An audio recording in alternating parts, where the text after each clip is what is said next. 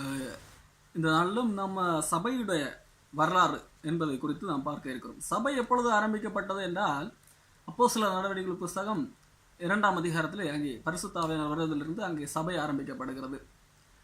அந்த நாட்களிலிருந்து சபை பலவிதமான பிரச்சனைகளுக்குள்ளாக சென்று தான் அதை கடந்து தான் இன்றைக்கு வரைக்கும் சபை காணப்பட்டு கொண்டிருக்கிறது. இன்றைக்கு சபைகளிலே பல விதமான கள்ள உபதேசங்கள், பிரச்சனைகள் காணப்படுகிறது, குளறுபடிகள் காணப்படுகிறது. இந்த நாளிலே காணப்படுகிற சபைக்கும் அன்றைக்கு ஆதி சபைக்கும் என்ன வித்தியாசம் என்கிறதை குறித்தெல்லாம் நாம் அறிந்து கொள்ள முடியும். இந்த சபை அப்போஸ்தலர் 2ஆம் அதிகாரத்திலே ஆரம்பித்திருந்தால் கூட, இந்த சபையை குறித்து ஆண்டவர் இயேசு கிறிஸ்து தான் உயிரோடு இருந்த காலத்திலே ஆண்டவர் சொல்லியிருக்கிறார். மத்தேயு 16ஆம் அதிகாரம் 18ஆம் வசனத்திலே அந்த ஆண்டவர் இந்த காரியத்தை சொல்லுகிறார். மத்தேயு 16ஆம் அதிகாரம் 18ஆம் வசனத்திலே பேதுருவிடத்திலே ஆண்டவர் சொல்லுகிறார், மேலும் நான் உனக்கு சொல்லுகிறேன், நீ பேதுருவாய் இருக்கிறாய், இந்த கல்லின் மேல் என் சபையை கட்டுவேன், பாதாளத்தின் வாசல்கள் அதை மேற்கொள்வது இல்லை என்று சொல்லி ஆண்டவர் இயேசு கிறிஸ்து பேதுருவிடத்திலே சொல்லுகிறார். அப்போ இந்த வசனத்தை வைத்து தான் அநேகர் என்ன நினைக்கிறார்கள், பேதுருவின் மேல் சபை கட்டப்பட்டது என்று சொல்லி அநேகர் நினைக்கிறார்கள். நாம் ஏற்கனவே நாம் வேதத்தை எப்படி புரிந்து கொள்வது என்று சொல்லி நாம் பார்க்கும்போது, வேதத்தின் அடிப்படை உபதேசத்துக்கு முரணாக நாம் வசனத்தை புரிந்து கொள்ளக்கூடாது என்று சொல்லி நாம் பார்க்கிறோம். ஆனால் இந்த வசனத்தை பேதுருவின் மேல்தான் ஆண்டவர் சபை கட்டினார் என்று சொல்லி நாம் எடுத்துக்கொண்டால், வேதத்திலே மற்ற இடங்களில் வருகிற பல உபதேசங்களுக்கு இது எதிராக அமைந்துவிடும். ஆண்டவர் உண்மையில் இயேசு கிறிஸ்துவின் இந்த உண்மையிலே என்னத்தான் சொல்ல வருகிறார் என்று சொன்னால், அதற்கு முன்பதாக ஒரு சம்பவம் நடக்கிறது. ஆண்டவர் இயேசு கிறிஸ்துவை குறித்து மக்கள் என்ன சொல்லுகிறார்கள் என்று சொல்லி ஆண்டவர் சீடர்களிடத்திலே கேள்வி கேட்கிறார். சீடர்கள் அவர்கள் தீர்க்கதரிசி என்கிறார்கள், எலியா என்கிற அப்படி பல காரியங்களை மக்கள் சொன்னதாக சொல்லுகிறார்கள். சரி, நீங்கள் என்ன நினைக்கிறீர்கள் என்று சொல்லி கேட்கும்போது பேதுரு சொல்லுகிறான், நீர் ஜீவனுள்ள தேவனுடைய குமாரனாகிய கிறிஸ்து. அவர் என்ன சொல்லுகிறார் என்றால், நீர் ஜீவனுள்ள தேவனுடைய குமாரனாகிய கிறிஸ்து. கிறிஸ்து என்றால் மெசியா. யூதர்கள் நாங்கள் எதிர்பார்த்து கொண்டிருக்கிற மெசியா, பழைய ஏற்பாட்டில் சொல்லப்பட்டிருக்கிற மெசியா நீர்தான் என்று சொல்லி பேதுரு அங்கே சொல்லுகிறார். அதாவது மெசியா என்றால் அபிஷேகம் பண்ணப்பட்ட, இதற்காக மனிதனின் பாவங்களை சுமக்கும்படியாக அபிஷேகம் பண்ணப்பட்டவர், தேவனுடைய குமாரன் என்று சொல்லி அவன் அங்கே அறிக்கை எடுக்கிறான்.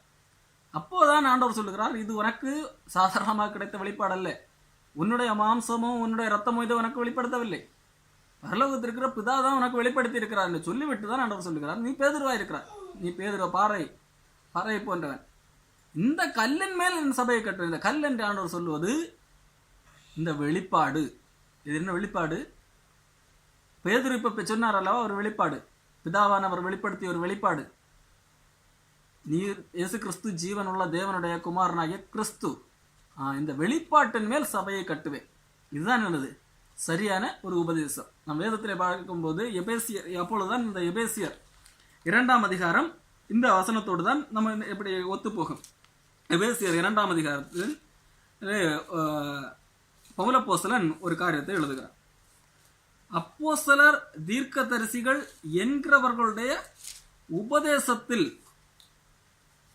அப்போஸ்தலர் தீர்க்கதரிசிகள் என்கிறவர்களுடைய உபதேசத்தின் மேல் கட்டப்பட்டதான் சபை என்று சொல்கிறார். அதாவது அப்போஸ்தலர் தீர்க்கதரிசிகள் என்பவர்கள் மேல் கட்டப்பட்ட சபை. என்பவர்கள் மேல்னா அவர்களை படுக்கப்பட்டு அவர்கள் மேல் கட்டு அல்ல, அவர்கள் மேல் அவர்களுடைய உபதேசம். அவருடைய உபதேசம் என்னது? அதான் இயேசு கிறிஸ்துவோட உபதேசம். அப்போ அங்கே மூலைக்கல் இயேசு கிறிஸ்துவாக இருக்கிறார் என்று சொல்லி அப்போஸ்தலனாகிய பவுல் எபேசியர் 2ஆம் அதிகாரத்திலே சொல்லுகிறார். 20ஆம் வசனம், அப்போஸ்தலர் தீர்க்கதரிசிகள் என்கிறவர்களுடைய அஸ்திபாரத்தின் மேல் கட்டப்பட்டவர்களுமா இருக்கிறீர்கள், அதற்கு இயேசு கிறிஸ்து தாமே மூலைக்கல்லா இருக்கிறார், அவர் மேல் மாளிகை முழுவதும், அப்ப இயேசு கிறிஸ்து மேல் மாளிகை முழுவதும் இசைவாய் இணைக்கப்பட்டு கர்த்தருக்குள் பரிசுத்த ஆலயமாக எழும்புகிறது, அவர் மேல் நீங்களும் ஆவியினாலே தேவனுடைய வாசஸ்தலமாக கூட்டி கட்டப்பட்டு வருகிறீர்கள். இங்கே பேதுருவின் மேல் கூட்டி கட்டப்பட்டு வருகிறீர்கள் என்று சொல்லப்பட்டிருக்கிறது இல்லை, இயேசு கிறிஸ்துவின் மேல் நாம் கூட்டி கட்டப்படுகிறோம். அப்போ இந்த வசனங்கள் நமக்கு காண்பிக்கிற பொருள் என்ன? சபை என்பது இயேசு கிறிஸ்துவின் மேல் கட்டப்படுகிறது. இயேசு கிறிஸ்து மேல் என்றால் ஜீவனுள்ள தேவனுடைய குமாரனாகிய கிறிஸ்து தான் இயேசு கிறிஸ்து என்கின்ற அந்த அடிப்படை உபதேசத்தின் மேல் கட்டி எழுப்பப்படுகிறது தான் சபை. இந்த அடிப்படை உபதேசத்தின் அடிப்படையிலே கூடி வருகிற அந்த அமைப்பு தான் சபை. என்னுடைய பாவத்திற்காக இந்த வசனத்துடைய உட்பொருட்கள் அதிகமாக இருக்கும். சுருங்க சொல்ல போனால் இது ஒரு வெளிப்பாடு. இந்த அடிப்படையில் கட்டப்பட்டதுதான் சபை. இந்த சபையை என்ன செய்யாதாம்? பாதாளத்தின் வாசல்கள் மேற்கொள்வது இல்லை. பாதாளத்தின் வாசல்கள் மேற்கொள்வதில்லை என்றால் பாதாளத்தின் வாசல்கள் மேற்கொள்வதற்கான முயற்சிகள் செய்யும். பாதாளத்தின் வாசல்கள் இந்த சபையை மேற்கொள்வதற்கான பல முயற்சிகள் செய்யும், ஆனால் மேற்கொள்ளாது என்று சொல்லி நாம் பார்க்கிறோம். இந்த வசனங்களுக்கு என்ன சில தவறான இன்டர்பிரிட்டேஷன் உண்டு. என்னது? பேதுருவின் மேல் தான் சபை கட்டப்பட்டது என்று சொல்லி சில போதிப்பார்கள். அது தவறு என்று சொல்லி நாம் பார்த்தோம். அது தவறான உபதேசம். சரி, அப்ப ஆண்டவர் இந்த இடத்துல தொடர்ந்து என்ன சொல்லுகிறார்? பரலோக ராஜ்யத்தின் திறவுகோல்களை நான் உனக்கு தருவேன் பேதுரு இடத்துல சொல்லுகிறார். பூலோகத்தில் நீ கட்டுகிறது எதுவோ அது பரலோகத்திலும் கட்டப்பட்டிருக்கும். பூலோகத்தில் நீ கட்டவிழ்ப்பது எதுவோ அது பரலோகத்திலும் கட்டவிழ்க்கப்பட்டிருக்கும் என்று சொல்லி இதுவும் பேதுரு இடத்துல சொல்லுகிறார். இங்கே பேதுரு இடத்துல இங்கே சொல்லுகிறார் என்றால் பேதுருவை அப்போஸ்தலருடைய ஒரு பிரதிநிதியாக வைத்து சொல்லுகிறார். இது அப்போஸ்தலருக்கு கொடுக்கிற ஒரு அதிகாரம். பூமியிலே நீ எதை கட்டுகிறாயோ அது பரலோகத்திலும் கட்டப்பட்டிருக்கும், பூமியில எதை கட்டவிழ்க்கிறாயோ அது பரலோகத்திலும் கட்டவிழ்க்கப்பட்டிருக்கும் என்று இங்கே பேதுருவை பார்த்து இயேசு கிறிஸ்து சொல்லுகிறார். மட்டுமல்ல, இந்த இடத்துல ஆண்டவர் இயேசு கிறிஸ்து சொல்லுகிற இன்னொரு காரியம் என்னது? பரலோக ராஜ்யத்தின் திறவுகோல் சாவியை உனக்கு தருகிறேன். இந்த வசனத்தையும் இப்போ மேற்கொண்ட வசனங்களை கொண்டு சில தவறான உபதேசங்கள் உண்டு. அது என்ன தவறான உபதேசம் என்றால், சபை பேதுருவின் மேல் கட்டப்பட்டுள்ளது. சபை பேதுருவின் மேல் கட்டப்பட்டுள்ளது. பேதுரு சபையின் முதல் போப். இந்த போப் இருக்கிறார் அல்லவா, அது பேதுரு தான் முதல் போப். அந்த பேதுருவின் மேல் கட்டப்பட்டது. மட்டுமல்ல, பேதுருவிடத்திலே தான் பரலோகத்துக்குரிய சாவி இருக்கிறது. யாராவது பரலோகத்துக்கு பேதுரு கதவை திறந்து விட்டால் தான் பரலோகத்துக்கு போக முடியும். யாரெல்லாம் பரலோகத்துக்கு போக வேண்டும் என்று பேதுரு தீர்மானிக்கிறாரோ அவரை பரலோகத்துக்கு அனுப்ப முடியும். யாரெல்லாம் பரலோகத்துக்கு போகக்கூடாது என்று தீர்மானிக்கிறாரோ அவரை பரலோகத்துக்கு போக விடாமல் இருக்க முடியும். இப்போ இந்த பேதுரு என்கிற சொல்லுகிறது பேதுரு மட்டுமல்ல, பேதுரு வழியாக பேதுரு முதல் போப், அடுத்தது அதன் பிறகு 2ஆம் போப், 3ஆம் போப். அப்போ இந்த போப்பு வழிமரபினர் இவர்களுக்கெல்லாம் அந்த அத்தாரிட்டி தொடரும். பேதுரு சாவியை முதலாக வைத்திருந்தால் அதன் பின்பு அந்த சாவியை கைமாறி இப்போது இருக்கிற போப் வரைக்கும் வரும். அப்போ இது ஒரு தவறான உபதேசம். இந்த பேதுருவின் கையில் சாவி இருக்கிறது, அவர்தான் பரலோகத்துக்கு போகக்கூடிய கதவை திறந்து விட வேண்டும். இந்த கொள்கை அடிப்படையாக வைத்தான் சில நாடகங்கள் கூட, பரலோக குறித்து நாடகம் போடும்போது கூட பேதுரு தான் அங்கே டோரில் நிற்பார். பேதுரு தான் பரலோகத்துக்கு போக வேண்டுமா வேண்டாமா என்று சொல்லி அனுப்பி விடுவது போல சில காட்சி அமைப்புகளை அமைத்திருப்பார்கள். இதெல்லாம் ஒரு தவறான நம்பிக்கை. இந்த வசனத்தினுடைய சரியான கருத்துக்களை அறியாததினால் அதை அப்படியே எடுத்துக்கொள்வதனால் வருகின்ற விளைவு. அப்போ பரலோக ராஜ்யத்தின் திறவுகோல்களை உனக்கு தருகிறேன் என்று சொல்லி இருக்கிறார் அல்லவா, அதனுடைய உண்மையான பொருள் தான் என்ன என்று சொல்லி நாம் பார்க்கும்போது, இந்த திறவுகோல் என்றால் என்ன என்று சொல்லி நாம் பார்க்கும்போது, லூக்கா 11ஆம் அதிகாரம் 52ஆம் வசனத்திலே ஆண்டவர் திறவுகோல் என்கின்றதுக்கான ஒரு பொருளை அங்கே சொல்லுகிறார். அன்றைய நியாய சாஸ்திரிகளை பார்த்து, அன்றைய இருந்த மதவாதிகள் அவர்களை பார்த்து ஆண்டவர் சொல்லுகிற வார்த்தை, அறிவாகிய திறவுகோல்களை நீங்கள் வைத்திருக்கிறீர்கள், இதை வைத்துக்கொண்டு நீங்களும் உள்ளே பிரவேசிப்பதில்லை, பிரவேசிக்க மற்றவர்களையும் தடுக்கிறீர்கள் என்று சொல்லி ஆண்டவர் அங்கே சொல்லுகிறார். அதாவது அன்றைக்கு இருந்த மதவாதிகள் தங்களை பெரிய ஆளாக காட்டிக்கொள்ளுகிறவர்கள், பார்வைக்காக நீண்ட ஜெபம் பண்ணுகிறவர்கள், இப்படிப்பட்டவர்கள் அறிவாகிய திறவுகோலை, இங்கே திறவுகோல் என்பது எழுத்தின்படியாக சாவி அல்ல, அறிவாகிய திறவுகோலை என்னது கையில வைத்துக்கொண்டு இதன் நிமித்தம் என்னது நீங்களும் பிரவேசிப்பதில்லை, மற்றவர்களையும் பிரவேசிக்க விடுவதில்லை என்று சொல்லுகிறார். அப்போ இதே கான்செப்ட் இங்கே பேதுருக்கு அப்ளை செய்யும். அப்போ அறிவு எதை குறித்த அறிவு? ஆண்டவர் இங்கே எதை குறித்து பேசும்போது இந்த பேச்சை பேசுகிறார்? பரலோகத்தின் பிதாவா உனக்கு வெளிப்படுத்தி இருக்கிற வெளிப்பாடு இந்த அறிவு தான் என்னது? இது சுருக்கமாக சொல்ல போனால் சுவிசேஷம், நற்செய்தி, வேதத்தை, புதிய உடன்பாட்டு சத்தியம். அப்போ இதுதான் அந்த சாவி. அப்போ இந்த அறிவு இதுதான் என்னது? சாவி. இந்த இதை உனக்கு தருகிறேன் பேதுருவுக்கு அல்ல, அப்போஸ்தலர்களுக்கு. இதுதான் என்னது? பரலோகத்திற்கான சாவி.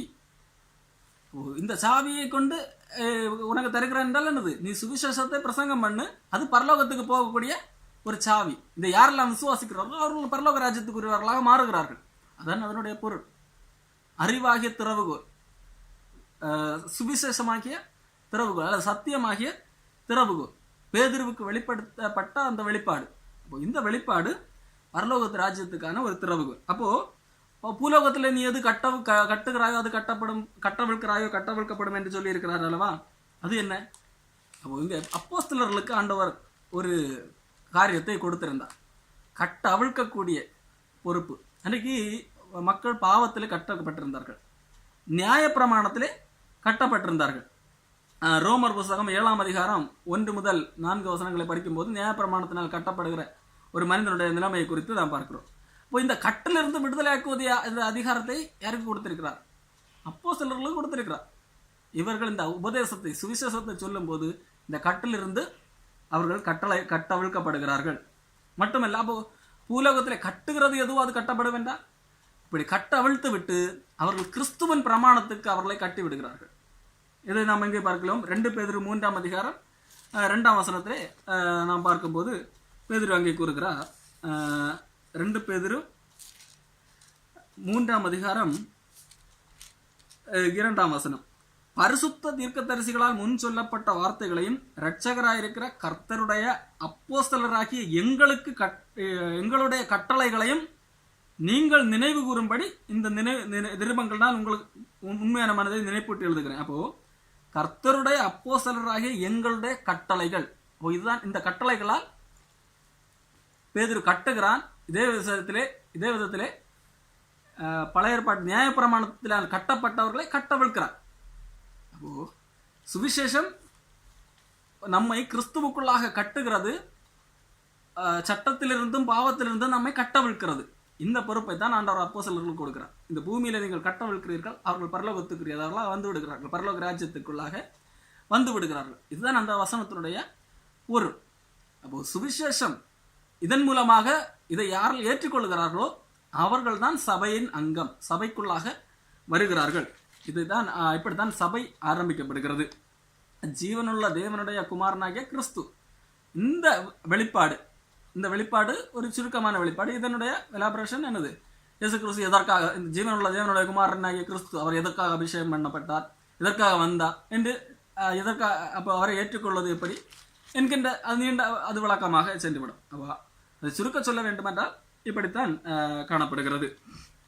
இன்னுமாக அப்போஸ்தலர் 2ஆம் அதிகாரம் 42ஆம் வசனத்திலே, அப்போஸ்தலர் 2ஆம் அதிகாரம் 42ஆம் வசனத்திலே, அவர்கள் அப்போஸ்தலருடைய உபதேசத்திலும் அந்யோன்யத்திலும் அப்பம் மிட்கதிலும் ஜெபம் பண்ணுவதிலும் உறுதியாய் திறந்திருந்தார்கள். அதாவது சபை எப்படி கட்டப்படுகிறது என்று சொன்னேன் அல்லவா, பேதுருவின் மேல் அல்ல, அப்போஸ்தலருடைய உபதேசம். அந்த உபதேசம் என்னவென்றால் இந்த வெளிப்பாடு. ஏற்கனவே பார்த்தோம், எபேசியர் 2ஆம் அதிகாரம் 19 22 வரைக்கும் உள்ள அதிகாரத்திலே நாம் பார்த்து விட்டோம். அப்போஸ்தலர் தீர்க்கதரிசிகள் என்கிறவருடைய அஸ்திபாரத்தின் மேல் நாம் கட்டப்பட்டு வருகிறோம். இயேசு கிறிஸ்து மூலைக்கல்லாக இருக்கிறோம். அதே போல எபேசியர் 4ஆம் அதிகாரம் 13ஆம் வசனம், சிலரை அப்போஸ்தலராகவும் சிலரை தீர்க்கதரிசிகளாகவும் சிலரை சுவிசேஷர்களாகவும் சிலரை மேய்ப்பர்களாகவும் அவர் ஏற்படுத்தினார். இதற்காக பரிசுத்தவான்கள் சீர்பருந்தும் பொருட்டு சுவிசேஷ ஊழியத்தின் வேலைக்காகவும் கிறிஸ்துவின் சபையானது பக்தி விருத்தி அடையும்படியாகவும். எபிரேயர் 1ஆம் அதிகாரம் 1-2 வசனங்களிலே கூட இந்த காரியம் நாம் பார்க்க முடியும். எபிரேயர் 1ஆம் அதிகாரம் 1-2 வசனங்கள், பூர்வ காலங்களிலே பங்காகவும் வகை வகையாகவும் தீர்க்கதரிசிகள் மூலமாய் பிதாக்களுக்கு திருவுளம் பற்றின தேவன் இந்த கடைசி நாட்களிலே குமாரன் மூலமாய் நமக்கு திருவுளம் பற்றினார். குமாரன் மூலமாய் திருவுளம் பற்றினார். இவரை சர்வத்துக்கும் சுதந்திரவாளியாக நியமித்தார். இவரை கொண்டு உலகங்களை உண்டாக்கினார் சொல்லி இப்போ இயேசு கிறிஸ்து புதிய ஏற்பாட்டிலே வருகிறார். இயேசு கிறிஸ்து வந்திருக்கிறார்.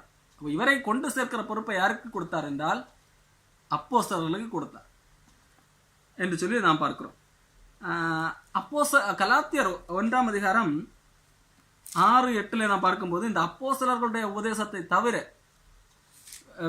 இந்த உபதேசத்துக்கு மீறி வேறு யாராக உபதேசம் கொண்டு வந்தால் அதை ஏற்றுக்கொள்ளக்கூடாது என்கிறதை அப்போஸ்தலனாகிய பவுல் நமக்கு தெளிவுபடுத்துகிறார். பவுல் எழுதுகிற கலாத்தியர்கள் எழுதின நிருபம் 1ஆம் அதிகாரம் 8ஆம் வசனம், நாங்கள் உங்களுக்கு சுவிசேஷத்தை அல்லாமல் நாங்களே இன்னொரு நாளிலே அல்லது வேறொரு தூதனாவது வந்து வேறொரு விசேஷத்தை சொன்னால், வேறொரு வெளிப்பாடு எங்களுக்கு கிடைச்சிருக்குன்னு சொன்னால், புது வெளிப்பாடு கிடைச்சிருக்குன்னு சொன்னால் அவன் சபிக்கப்பட்டவனாயிருப்பான். அதாவது நீங்கள் அதை ஏற்றுக்கொள்ளக்கூடாது. அப்போ சுவிசேஷம் யார் மூலமாகத்தான் கட்டமைக்கப்படுகிறது? வசனம், வேத வசனம் யார் மூலமாக ஸ்தாபிக்கப்படுகிறது என்றால் அப்போஸ்தலர்கள் மூலமாக ஸ்தாபிக்கப்படுகிறது. அப்போ இதைத்தான் இந்த சபை, இப்படித்தான் சபை ஆரம்பிக்கிறது. சபைக்கு கொடுக்க வேண்டிய உபதேசங்கள் யார் மூலமாக கொடுக்கப்படுகிறது என்றால் அப்போஸ்தலர்கள் மூலமாக கொடுக்கப்படுகிறது. அப்போ இந்த அப்போஸ்தலருடைய உபதேசத்துக்கு மிஞ்சி புதிய ஒரு வெளிப்பாடு கிடையாது. இப்போ நம்முடைய கைகளில் அப்போஸ்தலருடைய மூலமாக கொடுக்கப்பட்ட உபதேசம் நிறைவாக இருக்கிறது. இப்போ இதற்கு மிஞ்சி என்ன இல்லை, புதிய ஒரு வெளிப்பாடு இல்லை. அப்போ அப்போஸ்தலர்களுக்கு மட்டும் இந்த அதிகாரம் எப்படி கிடைத்தது? இவர்கள் தான் அப்போஸ்தலர்கள் என்று சொல்லி வருகிறார்கள் அல்லவா? யார் வேண்டுமானாலும் அப்படி வந்து நானும் அப்போஸ்தலன் என்று சொல்லலாமே. அப்போ அந்த அப்படி வந்து சொல்லிவிட்டு ஒரு உபதேசத்தை ஸ்தாபிக்கலாமே என்று நீங்கள் கேள்வி எழுப்பலாம். அதுவும் முடியாது. காரணம், அப்போஸ்தலர்களுக்கு என்று ஒரு சில அடையாளங்கள் இருந்தது. என்ன அடையாளம்? எபிரேயர் 2ஆம் அதிகாரத்திலே நாம் வாசிக்கிறோம்.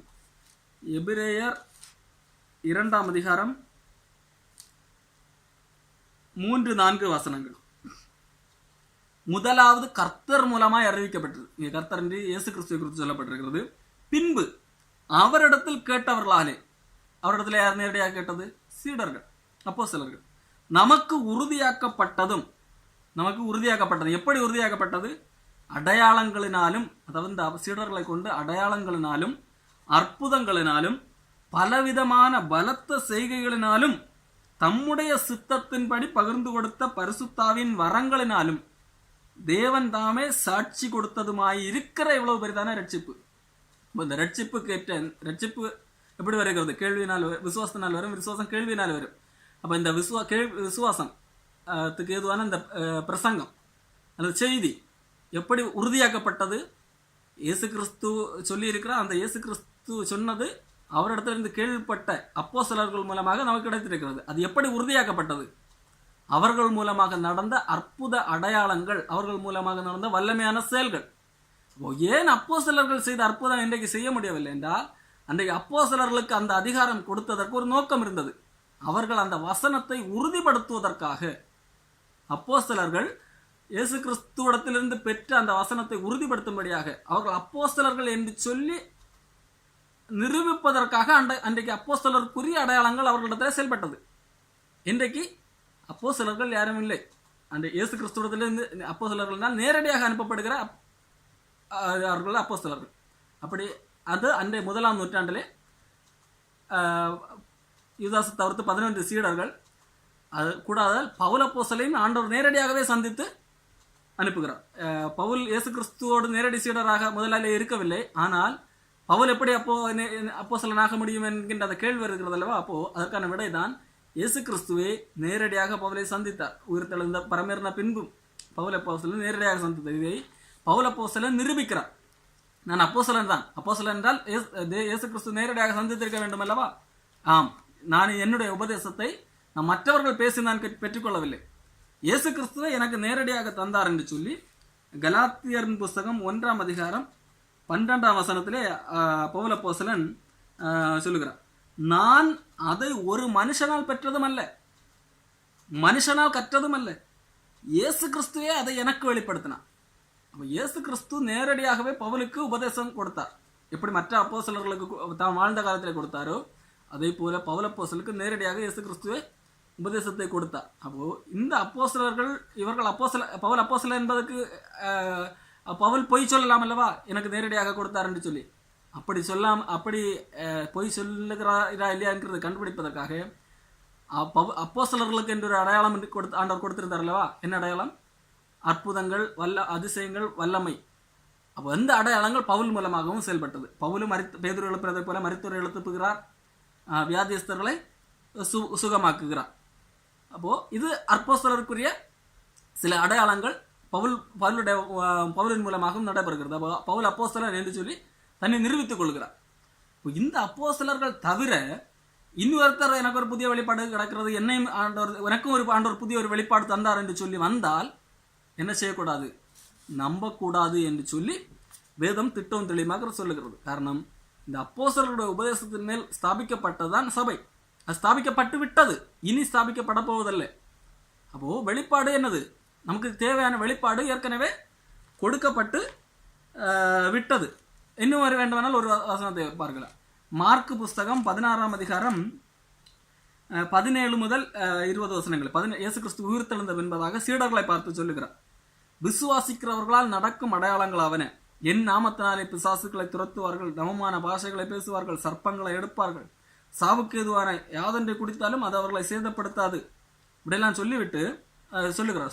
எல்லா வியாதியஸ்தர்களை எல்லாம் சுஸ்தமாக்குவார்கள் சொல்லிவிட்டு அடுத்த என்ன எப்படி ஆரம்பிக்கிறது தெரியுமா?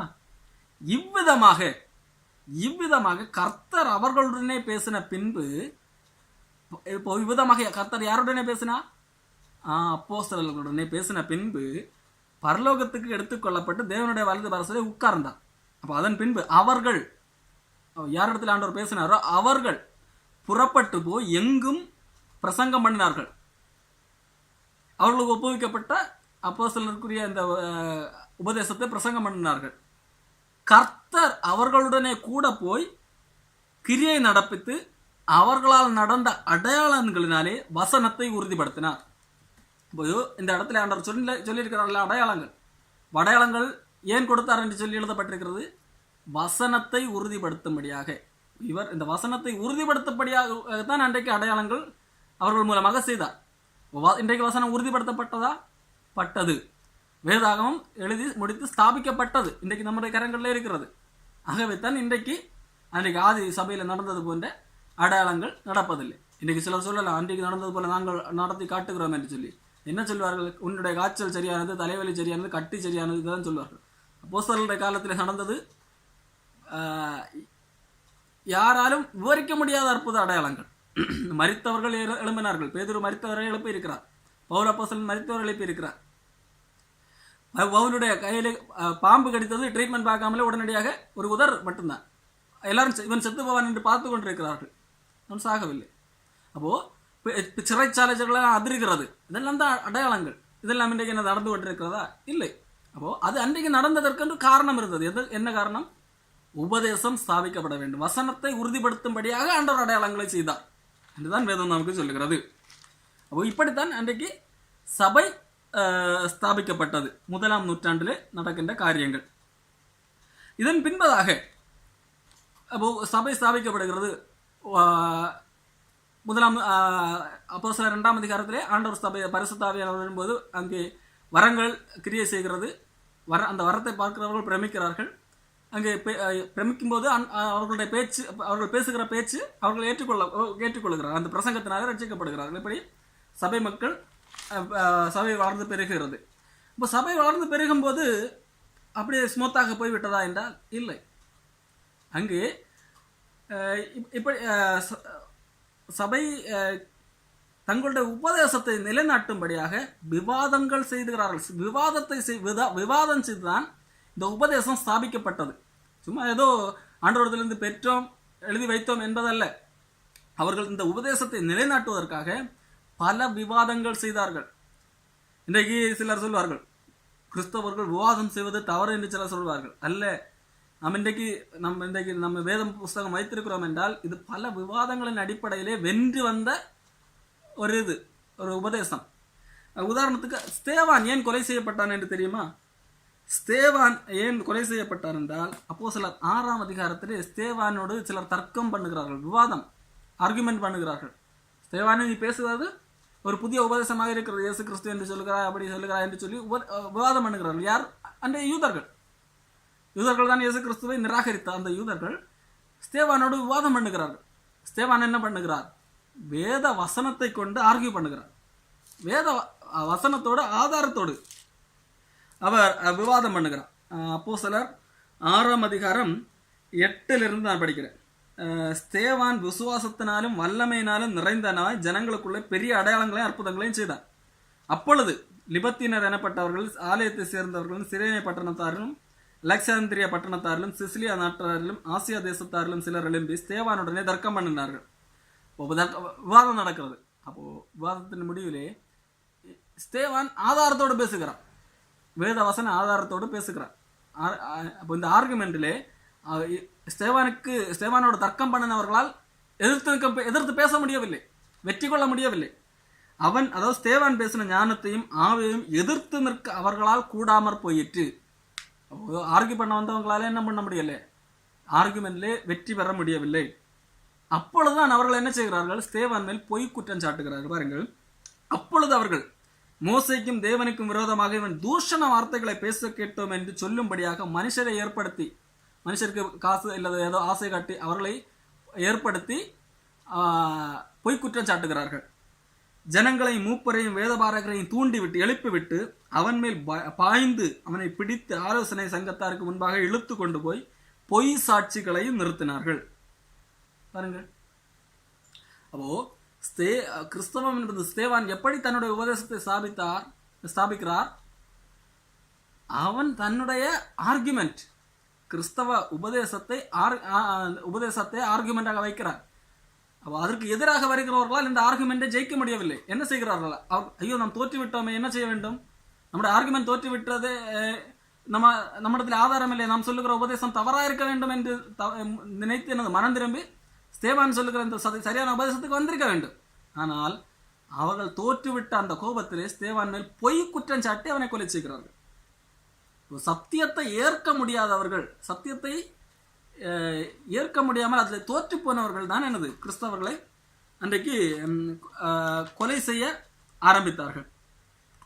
சரியான கிறிஸ்தவர்கள் என்ன செய்வார்கள், வாதம் அல்லது டிபேட் இதில் கலந்து கொண்டு வெற்றி பெற்று என்னது கிறிஸ்தவ தங்களுடைய விசுவாசத்தை மக்களுக்கு என்னது பிரகடனப்படுத்துவார்கள். அதன் நிமித்தம் அநேகர் வருவார்கள். இப்படித்தான் முதல் நூற்றாண்டில் நாம் கிறிஸ்தவர்கள் செய்திருக்கிறார்கள். உதாரணத்திற்கு அநேக வசனங்கள் உண்டு. பவுலுடைய பேச்சு ஆகட்டும், பவுல் அகரிப்பா ராஜாவுக்கு முன்பாக அப்போஸ்தலர் 26ஆம் அதிகாரம் 28ஆம் வசனத்தில் போய் பேசுகிறார். பேசும்போது அகரிப்பா ராஜா என்ன சொல்லுகிறார், நீ கொஞ்சம் பேசின, இப்போ பேசிக்கிட்டு இருந்தா நானே என்னது கன்வின்ஸ் ஆகிடுவேன், உன்னுடைய பேச்சு என்னது மாற்றுகிறது, உன்னுடைய பேச்சு என்னது உன்னுடைய. அப்போ அந்த அளவிற்கு என்னது ஒருத்தரை அவர்கள் எதிராளியால் பேசி ஜெயிக்க முடியாத அளவுக்கு கிறிஸ்தவ விசுவாசத்தின் கிறிஸ்தவ சத்தியத்திடத்திலே ஆதாரம் இருக்கிறது.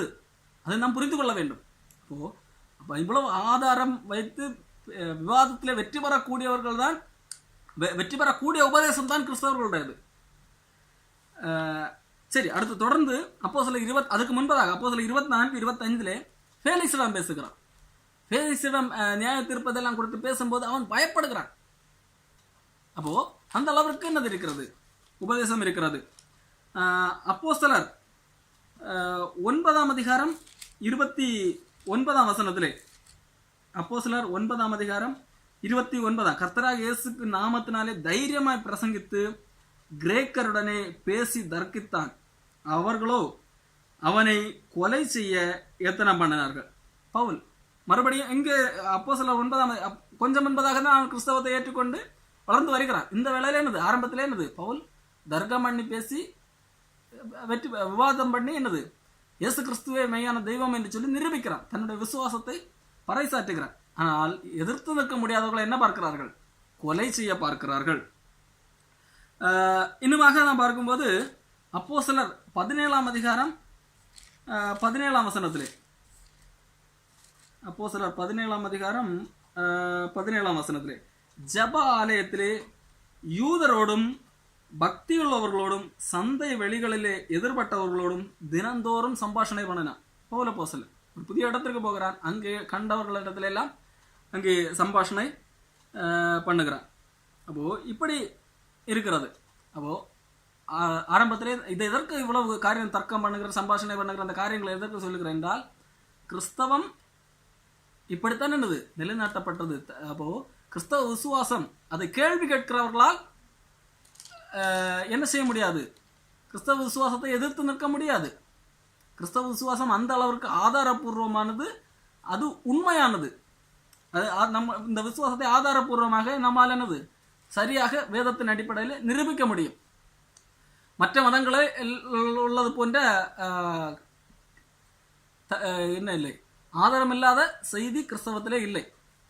அப்போ அந்த அடிப்படையில் தான் என்னது கிறிஸ்தவம் நிரூபிக்கப்பட்டு அப்படி வளர்கிறது. அடுத்து இப்படி வரும்போது சபையில் பிரச்சனை நடக்கவில்லை என்றால் கண்டிப்பாக சபைக்குள்ளாகவும் பிரச்சனை வருகிறது. இன்னும் அதை ஒவ்வொன்றாக ஆண்டவர் சீர்படுத்துகிறார். உதாரணத்துக்கு பேதுருக்கு என்ன ரட்சிக்கப்பட்டாலும் அவன் என்ன நினைத்து கொண்டிருக்கிறான், அதே யூதர்களுக்கு மட்டும்தான், யூதர்களை மட்டும்தான் இயேசு கிறிஸ்து ரட்சிக்க வந்தார். சபை என்பது யூதர்களுக்கு மட்டும் உரியது என்றுதான் என்ற மனநிலை தான் காணப்படுகிறார். சபை என்பது யூதர்களுக்கு மட்டும்தான். காரணம் அந்த யூத பின்னணியிலிருந்து வந்தான் இயேசு கிறிஸ்து யூத வெளியே வருகிறார், சபை ஆரம்பிக்கிறது. இப்பொழுது சபையில இருக்கிறவர்களும் யார் தான்? யூதர்கள் தான். அப்போ சபை யாருக்குரியது? யூதர்களுக்குரியது என்ற எண்ணத்திலே தான் அவன் காணப்படுகிறான். அப்போ இதை ஆண்டவர் உடைக்கிறார். எப்படி? இத்தாலிய பட்டணத்து கொர்நேலியோட வீட்டில் போக சொல்லுகிறார், அங்கே பிரசங்கிக்க சொல்லுகிறார். அங்கே பேதுருவுக்கு அடையாளத்தை காண்பிக்கிறார். என்ன அடையாளம்? அப்போஸ்தலர் 2ஆம் அதிகாரத்திலே பரிசுத்தாவியினர் வந்தபோது என்ன அடையாளம் அவர்கள் கண்டார்களோ அதே அடையாளம் இப்போது புறஜாதிகளிடத்தில் வரும்போதும் நடக்கிறது. இப்போது புரிந்து கொள்ளுகிறான், ஆண்டவர் யூதர்களுக்கு மாத்திரமல்ல தேவன், புறஜாதிகளுக்கும் தேவன் என்று சொல்லி. இப்போ பேதுரு மாத்திரம் அங்கே போகவில்லை, பேதுரோடு வேறு சில யூதர்களும் சென்று கொண்டிருக்கிறார்கள். எல்லாரும் பிரமிக்கிறார்கள். ஆண்டவர் நம்மை மட்டுமல்ல எல்லாரையும் நேசிக்கிறார். சபை என்பது யூதர்களுக்கானது மாத்திரமல்ல எல்லாருக்கும் பொதுவானது என்று சொல்லி அங்கே முடிவெடுக்கப்படுகிறது. அவர்கள் திரும்பி எருசலேமுக்கு வருகிறார்கள். வந்து என்னது இது நடந்த சம்பவத்தை எல்லாருக்கும் சொல்லுகிறார்கள். யூதர்கள் சாட்சி பேதுரு மட்டும் சொல்லவில்லை, பேதுரோடு கூட சென்ற யூதர்களும் சொல்லுகிறார்கள், நாம் சபை என்பது என்னது, கிறிஸ்தவம் என்பது இவ்வளவு நாட்கள் நாம் யூதர்களுக்கு என்று மட்டும் நினைத்து கொண்டிருந்தோம். பேதுரு சொல்லுகிறார், நானும் அப்படித்தான் நினைத்து கொண்டிருந்தேன். ஆனால் ஆண்டவர் இது யூதர்களுக்கு மாத்திரமல்ல நான் புறஜாதிகளுக்கும் தேவன் என்பதை நிரூபித்து காண்பித்திருக்கிறார். எப்படி ஆதியிலே பரிசுத்தாவினர் வந்தபோது எப்படி நடந்ததோ அதே போன்ற சம்பவம் அவர்களுக்கும் நடந்தது என்று சொல்லி அடையாளம் கிணினால் ஆண்டவர் அன்றைக்கு நிரூபித்தார். யூதர்களுக்கும் புறஜாதிகளுக்கும் யாதொரு வித்தியாசம் இல்லை என்பதை ஆண்டவர் நிரூபிக்கிறார். இப்படி சபைகளில் ஒவ்வொரு விஷயமாக ஆண்டவர் என்ன செய்கிறார்? சீர்படுத்துகிறார். பேதுருடைய மனநிலை மாறுகிறது, அப்படியாக வருகிறது. அதை தொடர்ந்து பார்த்தால் 10ஆம் நூற்றாண்டிலே கிபி 50ஆம் ஆண்டிலே ஒரு பிரச்சனை வருகிறது. எருசலேமிலே ஒரு பிரச்சனை வருகிறது. என்னவென்றால் யூதர்கள் இருக்கிறார்கள், மற்ற ஜனங்களும் கிறிஸ்தவத்துக்குள்ளாக வந்திருக்கிறார்கள். இப்போ இவர்களுக்குள்ளாக ஒரு பிரச்சனை. யூதர்கள் என்ன சொல்லுகிறார்கள்? நம் கிறிஸ்தவர்களாகிவிட்டோம், சரி, இயேசு கிறிஸ்துவின் வழியாக தான் மீட்பு அமைவிட்டோம். ஆனால் எங்களை நாம் என்ன செய்ய வேண்டும்? நீங்கள் விருத்த சேதனம் செய்ய வேண்டும். யார் ஏற்கனவே விருத்த சேதனம் பெற்ற யூதர்கள் சொல்லுகிறார்கள் மற்ற இனக்குழுவிலிருந்து வந்தவர்களிடத்திலே, யூதர்கள் அல்லாதவர்களிடத்திலே, நீங்களும் விருத்த சேதனம் செய்ய வேண்டும், நியாய பிரமாணத்தை கடைபிடிக்க வேண்டும் என்று சொல்லி அவர்கள் பழைய மதத்தை யூத மதத்தை இவர்களும் பின்பற்ற வேண்டும் என்று சொல்லுகிறார். அப்போ சபைகளுக்குள்ளாக பிரச்சனை வருகிறது. இது எந்த சபையில் நடந்தது என்றால் அந்தியோகியா திருச்சபையில் நடந்தது. அந்தியோகியா திருச்சபையில் இப்படி ஒரு பிரச்சனை வருகிறது.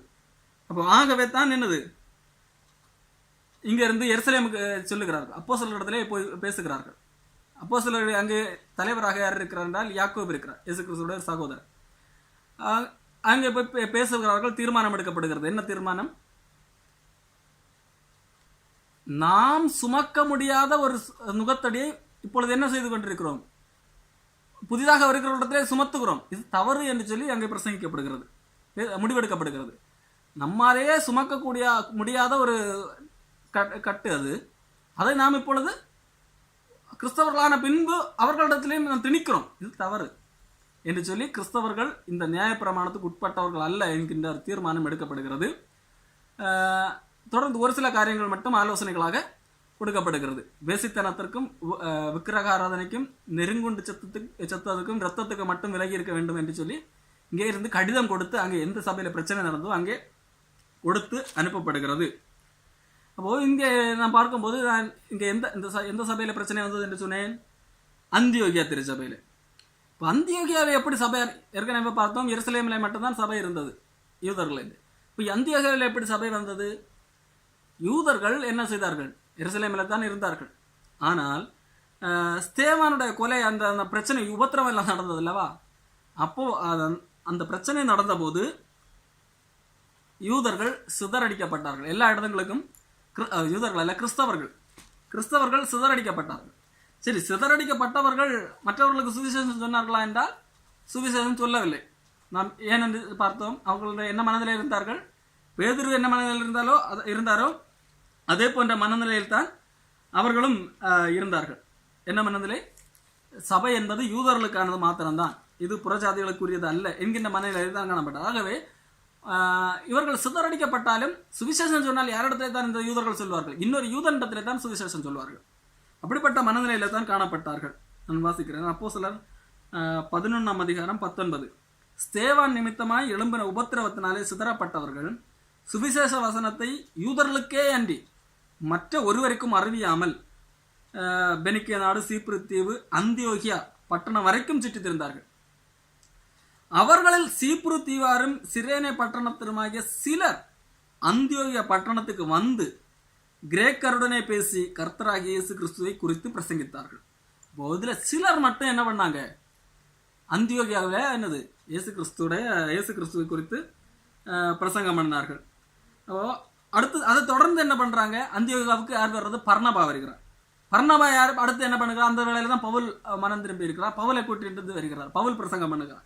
இப்படிதான் அந்தியோகியாவில் திருச்ச ஆரம்பிக்கிறது. அப்போ இந்த அந்தியோகியாவில் ஆரம்பித்த பிறகுதான் அதுக்கு பிறகு யூதர்களுக்கும் யூதர் அல்லாதவர்களுக்கும் ஒரு பிரச்சனை. அந்த பிரச்சனையை தீர்க்கும்படியாக எருசலேமுக்கு போகிறார்கள். அங்கே இருந்து ஒரு சரியான ஒரு முடிவு கட்டப்படுகிறது. என்னது? கிறிஸ்தவர்கள் நியாயப்பிரமாணத்துக்கு உட்பட்டவர்கள் அல்ல என்கின்ற ஒரு முடிவு கட்டப்படுகிறது. ஆகவே இந்த விருத்த சேதனம் இது போன்ற காரியங்களை கிறிஸ்தவர்களிடத்தில் திணிக்க கூடாது என்கின்ற ஒரு முடிவு எடுக்கப்படுகிறது. இது எல்லாம் கிபி 50 இந்த முடிவு எடுக்கப்படுகிறது. அந்தியோகியாவில் சபை ஆரம்பிக்கப்படுகிறது. கிபி 42 43 அந்த டைமில் தான் அந்தியோகியாவில் அதாவது எருசலேமில் சபை முதல்ல ஆரம்பிக்குது. அங்கே சீடர்களுக்கு கிறிஸ்தவர்கள் என்கின்ற பெயர் கொடுக்கப்படலை. இங்கே அந்தியோகியாவில் சபை ஆரம்பிக்கப்படுகிறது. அந்தியோகியாவில் ஆரம்பிக்கப்பட்டது கூட எளிதாக ஒன்றும் ஆரம்பிக்கல. சிதறடிக்கப்பட்டவர்கள் முதல் இங்கே உள்ள மக்கள்கிட்ட யாரும் சொல்லலை. அதில் சிலர் எழும்பி ரொம்ப லேட்டாக அந்தியோகியாவில் சொல்ல ஆரம்பிக்கிறாங்க. சொல்ல ஆரம்பிச்சுட்டு அதுவும் தர்க்கம் பண்ணி தான் அங்கே விசுவாசிகள் பெருக்குகிறார்கள். அதன் பின்பு அங்கே வைத்து தான் எனது கிறிஸ்தவர்கள் என்கின்ற அந்தியோகியா சபைக்கு தான் முதல்ல கிறிஸ்தவர்கள் அப்படிங்கிற பெயர் கொடுக்கப்படுகிறது. இப்படி அந்தியோகியா சபை. இதன் பின்பு ரோம் வரைக்கும் சபை போகுது. ரோமில் சபை ஆரம்பித்தது சரியாக யார் அப்படின்னு தெரியாவிட்டாலும் அங்கேயும் இதே மாதிரி சிதறப்பட்ட யூதர்கள் போகிறார்கள். அங்கேயும் சிலர் எழும்பி ரோமாபுரியிலையும் இப்படி சுவிசேஷம் அறிவிக்கிறார்கள். ரோமாபுரியில சுவிசேஷம் அங்கே ஒரு பிரச்சனை வருகிறது. யூதர்கள் புற இனத்தவர்கள் அங்கேயும் இதே மாதிரி பிரச்சனை. யூதர்கள் என்ன பண்றாங்க? யூதர்களுடைய எங்களுடைய சட்டத்தை நீங்கள் பின்பற்ற வேண்டும் அப்படின்னு சொல்றாங்க. புற இனத்தவர்கள் முடியாது அப்படின்னு சொல்றாங்க. அப்போ அந்த கலாச்சார வித்தியாசம் இருக்கிறது. இது அவங்களுக்குள்ள பெரிய பிரச்சனை வருது. இதை யார் கேள்விப்படுகிறதா? அந்த நாட்டில் இருந்த ரோம அரசன் கேள்விப்படுகிறார். இந்த ரோம அரசனை பொறுத்த வரைக்கும் கிறிஸ்தவர்கள் அப்படிங்கிறவங்க யாரு தான்? அவனுக்கு இந்த கிறிஸ்தவர்கள் அப்படிங்கிற ஒரு புதிய மார்க்கம் தோன்றினது அந்த அளவுக்கு பரிச்சயம் கிடையாது. யூதர்களோட கிறிஸ்தவர்களை யார் எப்படிதான் அவன் பார்த்தான்? யூதர்களாக தான் பார்த்தான். கிறிஸ்தவர்கள் என்கிற யூத மதத்துக்குள்ள இருக்கிற ஒரு உட்பிரிவு அப்படிதான் அவன் பார்த்து கொண்டிருந்தான். இங்கே ரோமபுரியில இந்த புறஜாதிகள், அதாவது யூதர் அல்லாதவர்களும் கிறிஸ்தவத்தை ஏற்றுக்கொண்டார்கள். அவர்களுக்கும் யூதர்களுக்கு உள்ள கிறிஸ்தவர்களுக்கும் இடையே தர்க்கம் நடக்குது. இப்போ இது யூதர்கள் இங்கே இருந்தாலே பிரச்சனை தான். மட்டுமல்ல, யூதர்கள் மேலே ரோம சீசருக்கு என்ன பிரச்சனைனா, இந்த யூதர்கள் ரோம கட்டளையை ஒன்று கீழ்ப்படிய மாட்டார்கள். என்னவென்றால் ரோமர்களுக்கு எந்த மதமும் பிரச்சனை இல்லை. மதம் ஒரு பிரச்சனை இல்லை. எந்த மதத்தை வேண்டுமானாலும் பின்பற்றிக் கொள்ளலாம், எத்தனை கடவுளை வேண்டுமானாலும் வணங்கிக் கொள்ள. ஆனால் கூடவே இந்த ரோம அரசரையும் வணங்க வேண்டும். ரோம அரசர் அல்ல, ரோம சீசரையும் வணங்க வேண்டும். இது யார் பண்ண முடியாது? யூதர்கள் பண்ண முடியாது. யூதர்கள் காணக்கூடாத கடவுளை வணங்குகிறவர்கள். இதனால ஒரு ரோம சீசருக்கு இவர்களை பிடிக்காது. இது ரோம் நகரம் எப்படிப்பட்டது என்றால், இன்னைக்கு இருக்கிற அமெரிக்கா அந்த மாதிரி சொல்லலாம். எல்லாரும் இன்னைக்கு அமெரிக்காவில் செட்டில் ஆகணும்னு நினைக்கிற மாதிரி அன்னைக்கு அந்த ரோம் அவ்வளோ பெரிய ஒரு கேபிட்டல்.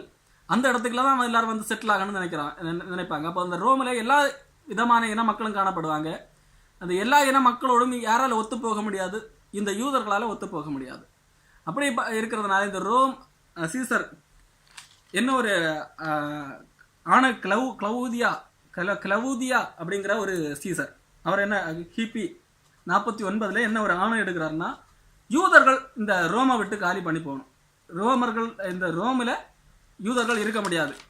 யூதர்கள் நீங்கள் இந்த ரோம் சிட்டியில் இருக்கக்கூடாது, நீங்கள் இங்கேருந்து கிளம்பணும் அப்படின்னு சொல்லிட்டு ஒரு கட்டளை எடுக்கிறேன். கட்டளை இட்டு யூதர்கள் எல்லாம் திரும்பி போகிறாங்க அவங்க சொந்த ஊர்களுக்கு, இல்லை வேறு வேறு பகுதிகளுக்கு போகிறாங்க. ரோமை காலி பண்ணிட்டாங்க. இப்போ இந்த 5 வருடம் இந்த சட்டம் 5 வருடம் நிலவையில் இருக்குது. 5 வருடம் கழிந்து இந்த சட்டம் மாற்றப்படுகிறது. 5 வருடத்துக்கு பிறகு மறுபடியும் போன யூதர்கள் திரும்பி வருகிறாங்க. அது வேறு. சரி, அப்போ இந்த 5 வருட கேப்பில் என்னது, புறஜாதிகள் தங்கள் யூதர்களுடைய கொள்கை இல்லாமலே கிறிஸ்தவத்திலே வளர்கிறார்கள். கிறிஸ்தவ போதனையிலே வளர்றாங்க, விசுவாச போதனை. இதன் பிறகு 5 வருடம் கழித்து இந்த யூதர்கள் வருகிறார்கள் அல்லவா. யூதர்கள் வரும்போது இந்த புற இனத்த கிறிஸ்தவர்களுக்கெல்லாம் பெரிய வித்தியாசம் அவர்கள் பார்க்குறாங்க. நம்முடைய பழக்க வழக்கத்துக்கும் இந்த வீரர்களுக்கு பழக்க வழக்கத்துக்கும் பெரிய வித்தியாசம் இருக்கிறது அப்படிங்கிற ஒரு கான்ஃப்ளிக்ட் வருது. நீங்கள் நியாயப்பிரமாணத்தை கை கொள்ள வேண்டும், கை கொள்ளக்கூடாது என்று சொல்லி ஒரு கான்ஃப்ளிக்ட் வருது. இதை யார் கேள்விப்படுகிறது? பவுல் கேள்விப்படுகிறார். பவுல் அதனால தான் என்னது, இந்த 2 குரூப்பையும் அட்ரஸ் பண்ணும்படியாக ஒருவருக்கு ஒரு பெரிய அந்த யூதர்கள் புறவனத்தார் இந்த பிரச்சனை எங்கே இருக்குது, ரோமில் இருக்க சர்ச்சில் இருக்குது. இதை தீர்க்கும்படியாகத்தான் ரோமருக்கு எழுதின நிருபத்தை எழுதுகிறார். கிபி 57. அதாவது அந்த 49 இந்த இடத்த விட்டு காலி பண்ணி போகிற யூதர்கள் கிபி 54 திருப்பி வர்றாங்க. ஒரு 3 வருடம் கழித்து 3 வருடங்கள் ஒரு பிரச்சனையோட கான்ஃப்ளிக்ட்லேயே அந்த சபை போய்கொண்டிருக்கிறது. 57 இந்த ரோமர்களுக்கு இந்த கடிதத்தை எழுதுகிறார். இந்த ரோமில் உள்ள சபைக்கு இந்த கடிதத்தை எழுதுகிறார். அங்கே யூதர்களுக்கும் அட்ரஸ் பண்ணி எழுதுகிறார், அங்கே உள்ள புற இனத்தவர்களுக்கும் அட்ரஸ் பண்ணி எழுதுகிறார். நாம் நியாயப்பிரமாணத்தினால விசுவாசத்தினால்தான் நீதிமன்றமாக்கப்படுகிறோம் அப்படிங்கிற காரியத்தை எல்லாம் ஆணித்தரமாக நிரூபித்து அந்த நிருபத்தை எழுதுகிறார். அப்போது இதை நம்ம இப்போ பார்த்தோம் என்னென்னா, இப்போது 1ஆம் நூற்றாண்டில் இவ்வளவு பிரச்சனைகள் எல்லாம் கடந்து தான் என்னது சபை வளர்ந்தது. இது மட்டுமன்னா உபத்திரவம் இருக்குது. நம்ம பார்த்தோம் என்னது, ஸ்தேவான் கல்லறிந்து கொல்லப்படுகிறான். அதன் பின்பு பலரை இந்த யூதர்கள் கொல்லுகிறார்கள். யூதர்கள் இயேசு கிறிஸ்துவை நிராகரித்தவர்கள். அதன் பிறகு இயேசு கிறிஸ்துவின் போதனையை நிராகரித்து கொண்டு தான் இருக்கிறாங்க. ஆகவே இயேசு கிறிஸ்துவை குறித்து சொல்லுகிறவர்களை மிகவும் துன்புறுத்தினார்கள், ஒடுக்கினார்கள். ஏரோது யோவானுடைய சகோதரன் யாக்கோவை கொலை பண்ணுகிறான், பேதுருவை கொலை பண்ண ட்ரை பண்ணுறான். இன்னுமாக இப்படிப்பட்ட உபத்திரவங்கள் நடக்கிறது. இதன் பின்பதாக கிபி 54 அந்த வாக்கில் நியூரோ எழும்புகிறார். நியூரோ எழும்பி கிறிஸ்தவர்களை துன்புறுத்துகிறார். நியூரோவின் காலத்தில் கிறிஸ்தவர்களுக்கு உபத்திரம் ரோமர்களிடத்தில் இருந்து வருகிறது. ஆரம்பத்தில் ரோமர்களிடத்தில் இருந்து கிறிஸ்தவர்களுக்கு உபத்திரம் வரல. அதன் பின்பு நியூரோ காலத்தில் தான் கிறிஸ்தவர்களுக்கு ரோமர்களிடத்திலிருந்து உபத்திரம். அது கிறிஸ்தவர்கள் தனியாக ஆட்கள் குரூப் என்று கண்டுபிடித்து அதை அவனால் ஏற்றுக்கொள்ள முடியலை. அவர்களை கம்பங்களிலே கட்டி வைத்து எரித்து இப்படி பல விதங்களில் கொலை செய்தான். இப்போ ஒரு பக்கம் உபத்திரவம், இன்னொரு பக்கம் அந்த சபை வளர்ந்து வருகிறதுனால அது உள்ள அந்த கான்ஃப்ளிக்ட், இதையெல்லாம் தீர்க்கும்படியாகத்தான் பல கடிதங்கள் அப்போஸ்தலர்களால் எழுதப்பட்டு கிறிஸ்தவ உபதேசம் ஸ்தாபிக்கப்படுகிறது. இந்த ஸ்தாபிக்கப்பட்ட உபதேசத்துக்கு பின்பாக இன்னொரு வெளிப்பாடு இல்லை. இதுதான் அடிப்படை உபதேசம், இதன் மேலே தான் சபை கட்டப்பட்டிருக்கிறது என்பதை இந்த அப்போஸ்தலர்கள் ஆணித்தரமாக நிரூபித்திருக்கிறார்கள். அப்போ முதல் நூற்றாண்டிலே வேற இந்த கள்ள உபதேசம் உள்ள வரலையா? ஏன்னா அன்னைக்கு அப்போஸ்தலர்கள் உயிரோடு இருந்திருக்கிறார்கள். அப்படி பார்த்தா இல்லை. அப்போஸ்தலர்கள் உயிரோடு இருக்கிற காலத்திலேயே பலவிதமான கள்ள உபதேசங்கள் வந்தது. அப்போஸ்தலர்களை இதை குறித்து எச்சரித்திருக்கிறார்கள். அப்போஸ்தலர் கலாத்திய சபைக்கு போய்விட்டு திருப்பி வந்து பார்க்கும்போது கலாத்திய சபையில் ஒரு கள்ள உபதேசம் புகுந்திருந்தது. மறுபடியும் நியாயப்பிரமாண உபதேசம் அங்கே தலைதூக்கி வந்தது. ஆகவே தான் அதை கண்டித்து கலாத்திய சபைகளுக்கு நிருபத்தை கடிதம் எழுதுகிறார். இப்படி அப்போஸ்தலர் காலத்திலேயே என்னது பல கள்ள உபதேசங்கள் வந்தது. அதை கண்டித்து கடிதம் எழுதி அப்போஸ்தலர்கள் எது சரி எது தவறு என்பதை அன்றைக்கு சுட்டி காண்பது அப்போஸ்தலர் இருந்தார்கள். முதல் நூற்றாண்டுக்கு பிறகு என்ன இல்லை, அப்போஸ்தலர்கள் இல்லை. அப்போ என்ன இருக்கிறது? அப்போஸ்தலருடைய அந்த உபதேசம் இருக்கிறது, அவர்களுடைய கடிதங்கள் நிலுவையில் உள்ளது. அந்த அடிப்படையில் தான் என்னது எது சரியான உபதேசம் என்று சொல்லி அறிய முடியும். யோவான் அப்போஸ்தலனாகிய யோவான் சொல்லும்போது சொல்லுகிறார், என்னையே ஒருத்தன் சபைக்குள்ள விடலை. யோவான் யார்? இயேசு கிறிஸ்துவோடு கூட இருந்த அப்போஸ்தலன். அந்த அப்போஸ்தலன் சொல்லுகிறான், என்னையே இந்த சபைக்குள்ள உள்ள விடலை அப்படி என்று சொல்லி சொல்லுகிறார். யாரு? தியோத்திரேப்பு அப்படின்னு சொல்றாங்க. 3 யோவான் புஸ்தகத்தில் 9ஆம் வசனம், நான் சபைக்கு எழுதினேன், ஆனா அந்த சபையில முதன்மையா இருக்க விரும்புகிற தியோத்திரேப்பு எங்களை ஏற்றுக்கொள்ளவில்லை. அப்போ நான் வந்தா என்னது, அவன் செய்து வருகிற அவன் எங்களுக்கு விரோதமாய் பொல்லாத வார்த்தைகளை அலப்பி செய்து வருகிற கிரியைகளை நினைத்துக் கொள்வேன். இப்படி செய்யறது மட்டும் கிடையாது, தான் சகோதரரை ஏற்றுக்கொள்ளாமல் இருக்கிறதும் அன்றி ஏற்றுக்கொள்ள மனமாயிருக்கிறவர்களையும் தடை செய்து சபைக்கு புறம்பே தள்ளுகிறார். அப்போஸ்தலர்களுடைய உபதேசத்தை யாராவது கை கொள்ளுகிறவங்கள சபைக்கு வெளியே தள்ளுறாங்க. அதாவது யோவான் ஒரு அப்போஸ்தலன் சபைக்கு கடிதம் எழுதுகிறார். அந்த கடிதம் எழுதும் போது இந்த அப்போஸ்தலர் எழுதுகிற உபதேசத்தை ஏற்றுக்கொள்ளவில்லை, சிலர் ஏற்றுக்கொள்ள மனதாக இருக்கிறார்கள், அவர்களையும் தடை செய்து சபைக்கு புறம்பே தள்ளுகிறார். அப்போ இப்படிப்பட்ட சூழ்நிலை 1ஆம் நூற்றாண்டிலையும் காணப்பட்டது. இதையும் தாண்டி ஓவர் கம் பண்ணி தான் என்னது சபை இன்றைக்கு வரைக்கும் நின்று கொண்டிருக்கிறது. நம்ம வெளிப்படுத்தின விசேஷம் யோவான் எழுதும்போது கிபி 95 100 அந்த நேரத்தில் ஆண்டவர் இயேசு கிறிஸ்து சொல்லுகிற காரியம், அன்றைக்கு சபைக்குள்ள இருந்தது நிக்கோலா மதஸ்தர், ஒரு புதிய மரம் கிறிஸ்தவத்தின் பெயரில், அதன் பிறகு அதிலிருந்து பிரிந்து ஒரு மதம் உருவானது என்னது நிக்கோலாய் மதஸ்தர். அவர்களுடைய கிரியைகள் கிறிஸ்தவத்துக்குள்ள வந்திருக்கு. நிக்கோலாய் இதை குறித்து 1ஆம் நூற்றாண்டு சில சபை பிதாக்கள் சொல்லும்போது, இந்த நிக்கோலாய் அப்படிங்கிறவன் அப்போஸ்தலர் நடவடிக்கைகளில் உதவிக்காரர்களை எடுப்பார்கள், டீக்கன்ஸ். அதில் ஒருத்தன் தான் நிக்கோலஸ். அந்த நிக்கோலஸ் பின்னாளில் வழிகட்டு சீர்கட்டு தனக்கு பின்பாக ஒரு தவறான கொள்கையை ஏற்படுத்தினான். பாலியல் சார்ந்த தவறான பாவம் செய்தாலும் பரவாயில்லை, அது தவறு கிடையாது என்பது போல தேவனுடைய கிருபையை அபமாக்குகின்ற ஒரு உபதேசத்தை உள்ள கொண்டு வந்தான். அவனை பின்பற்றுகிறவர்கள் தான் நிக்கோலாய் மதஸ்தர் என்று 1ஆம் நூற்றாண்டில் சில சபை பிதாக்கள் எழுதி வைத்திருக்கிறார்கள். அப்போ அப்படிப்பட்ட உபதேசம் சபைக்குள்ள வந்தது. ஆகவே தான் இயேசு கிறிஸ்து யோவான் மூலமாக வெளிப்படுத்தின விசேஷத்தில் எழுதும்போது, உன்னிடத்தில் நிக்கோலாய் மதஸ்தருடைய போதனைகளை கைக்கொள்ளுகிறவர் உண்டு என்று சொல்லி கஷ்டப்பட்டு சொல்லுகிறார். அப்போது கள்ள உபதேசம் 1 நூற்றாண்டிலே இருக்கிறது, 1 நூற்றாண்டில் உபத்திரவம் இருக்கிறது. இதையெல்லாம் எப்படி மேற்கொண்டார்கள் என்றால், அப்போஸ்தலர்கள், இயேசு கிறிஸ்துவால் அனுப்பப்பட்ட அப்போஸ்தலருடைய உபதேசத்தில் யாரெல்லாம் நிலைத்து நின்றார்களோ அவர்கள் இந்த தவறான உபதேசத்திலிருந்து தப்பித்தார்கள், கிறிஸ்துவின் சரியான உபதேசத்தில் நிலைத்து நின்றார்கள். தொடர்ந்து அதன் அடுத்தடுத்த வாரங்களிலே 1ஆம் நூற்றாண்டு 2ஆம் நூற்றாண்டில் என்ன நடந்தது என்று சொல்லி நாம் பார்க்கலாம்.